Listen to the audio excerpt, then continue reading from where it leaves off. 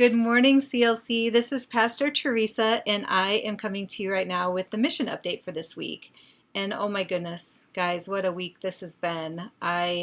We're just living in unprecedented times, and I just wanted to talk today a little bit about the fear and anxiety that can kind of creep in to our thoughts, our day, and our week. And I have to admit that, there's been a couple of times this week that even I have taken kind of a deep breath in this.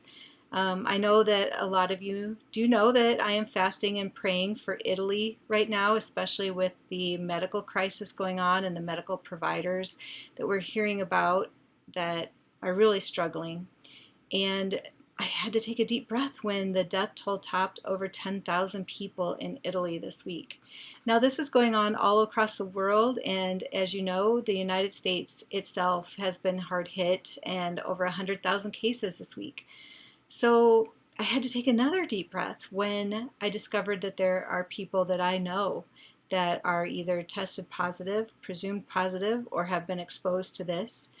Maybe there are people that you know, maybe even yourself has been exposed or are just worried about other things like your jobs or the fact that your children aren't in school or the fact that you have to take your children to daycare or the economy. There's a lot of things to be worried about this week.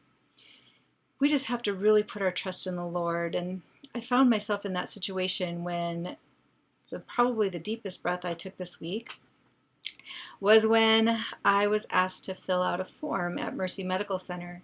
Now, I'm still working there and have been still handling cases of human trafficking and offering to assist in newborn nursery and the NICU, etc. But I was asked to fill out a form with my nurse practitioner skills and availability, especially ventilator skills. So it just caused me to take a deep breath and to pause a little bit and to really think about what that could mean. Moving into the front lines and dealing with people on ventilators from the COVID-19, what that means to myself, what that could mean for my family, etc. And so I felt myself getting a little anxious, and so I hit my knees. And the Lord just reminded me, He said, Teresa, there was a time when in the United States, people weren't interested in me. They weren't seeking me. They were relying on themselves for everything that they needed, and they felt that they didn't need me at all. And the time for that is now past. People are definitely feeling anxious, if not fearful. They are potentially losing the very things that kept them independent from God and are now having to rely on God. And quite honestly, people are seeking Him all over the world. It's actually a very incredible opportunity for us, and one that I hope that you and I both grab a hold of and take that challenge from God. And so my prayer took a very different turn at that point. And then He told me, Teresa, you've been seeing videos of the people, especially in Italy, where they're in the hospital and they're dying alone. And this is happening all over the world again, where people are reporting many reports that they called the ambulance and they said goodbye to their family and were taken to the hospital, and no one was allowed to visit them. No one was allowed to come see them, and even to the point of their death. And I thought, my heart at that point, my heart just shattered into a million pieces, because I thought that there was potentially people dying without hearing about Jesus.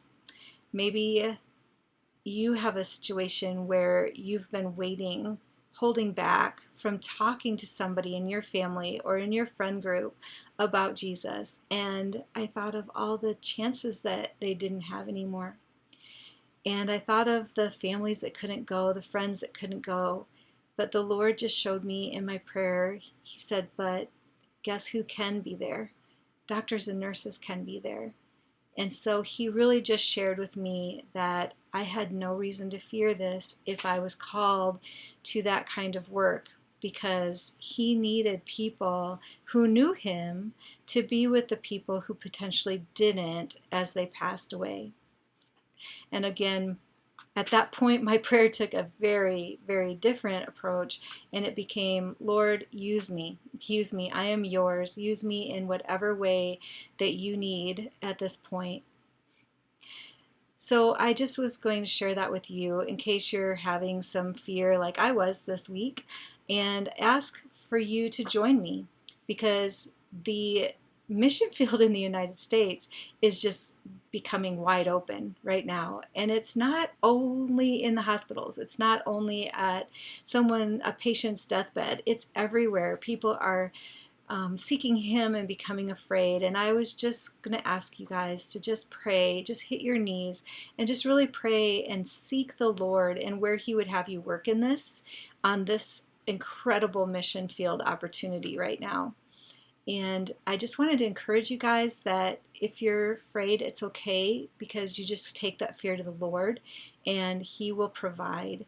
He is a good, good Father, and He will provide and overcome your fears. He will give you courage. He will give you the strength, and He will provide in everything that you need. So thank you guys. I love you, and I hope you're doing really well during this time.